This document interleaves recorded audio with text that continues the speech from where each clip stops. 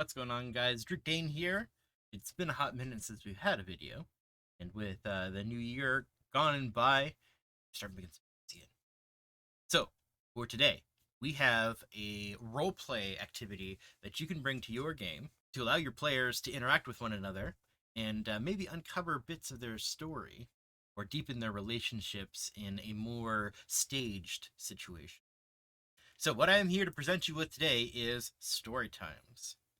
This typically happens at a long rest or during downtime when the characters have a bit of time to mull about and talk to one another freely without being in danger of death or devastation or drought. Just short moments where they can kind of check in with one another. So, the premise of this is essentially each of the characters are going to roll a d20 so that it's randomly determined, and then they go through the process of asking questions to one another. Sample here. I have rolled d20 for these characters and arranged them in order. And how it's going to go is that they're going to go up the list. So Yabo here is going to ask a question to Une to Magnificus, Serenity. And then they're going to loop back around and then ask Yabo a question.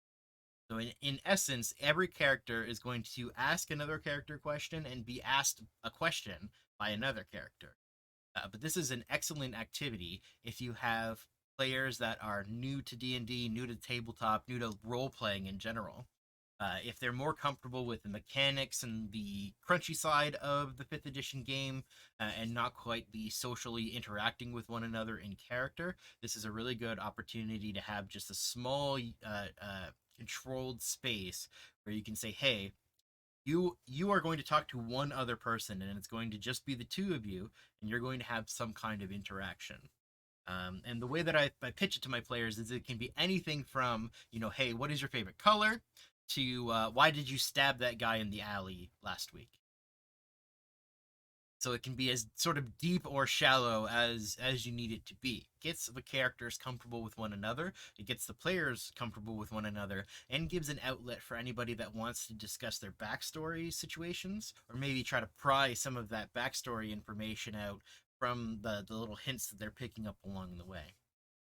For a group that's played together a long time, it's a good way to sort of check in and talk about the mental health of the characters as well. Like, hey, you died yesterday. How do you feel? Are you okay? Because as adventuring parties, they usually go through some pretty traumatic stuff. So just checking in with, giving an outlet to check in with one another, giving an outlet to, deepen the bonds between them.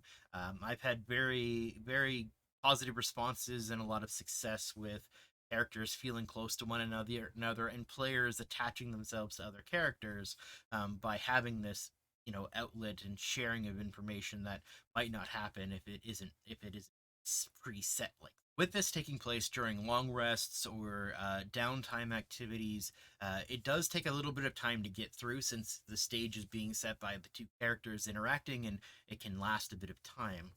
Usually when I have about 5 to 6 players, it takes anywhere between a half an hour to an hour. So keep that in mind when you're trying to implement something into this into your game. It may be 20 minutes or longer. So just only do this when it's appropriate for your run session timing. And I only ever do this about once per session. So what do you guys think? Do you do something similar to this bedtime stories? Or what might you do differently? I'd love to hear what you think in the comments down below. Thank you guys for watching. We'll catch you in the next one. Have a great night.